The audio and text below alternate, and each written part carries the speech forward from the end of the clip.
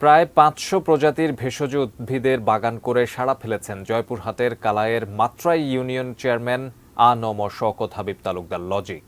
তারা বাগানের গাছের ছাল, বাকল, লতাপাতা, ফুল, ফল, শেকড় সহ গাছগাছালির নানা অংশ দিয়ে চলছে চিকিৎসা সেবা। জয়পুরহাট প্রতিনিধি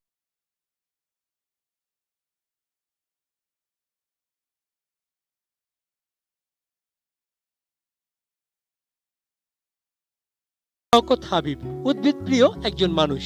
বাগান করা তার শখ। সেই শখ থেকেই ২০০০ সালে বিদেশ থেকে বেশ কিছু চারা এনে তালুকদার পাড়ায় শুরু করেন ভেষজ উদ্ভিদের বাগান। ৬ বিঘা জমিতে গড়ে তোলেন লাবণ্য ভেষজ পল্লী। বর্তমানে তার বাগানে শতমূলী, দারুচিনি, নাগমণি, ঈশ্বরমূল, অর্জুন, দেবদারু, অশ্বগন্ধা, তেলিয়া গর্জন, মহুয়া, শ্বেতচন্দন, শ্বেত কাঞ্চন সহ প্রায় ৫০০ প্রজাতির দুর্লভ দেশি বিদেশি ভেষজ গাছ রয়েছে। নানা রোগের সহায়ক ঔষধ হিসেবে কাজ করা এসব ভেষজ উপাদান নিতে আসেন বিভিন্ন অঞ্চলের মানুষ।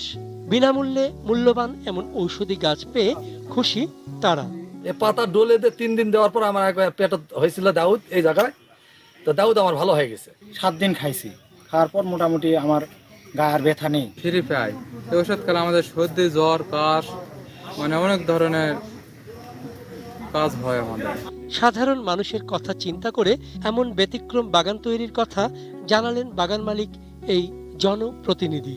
প্রতিনিয়ত মানুষের লাবণ্য ভেষজ পল্লী থেকে তারা তাদের রোগ নিরাময়ের জন্য যে সমস্ত ভেষজ উপাদান প্রয়োজন তারা সংগ্রহ করে তাদের উপকার পাচ্ছে।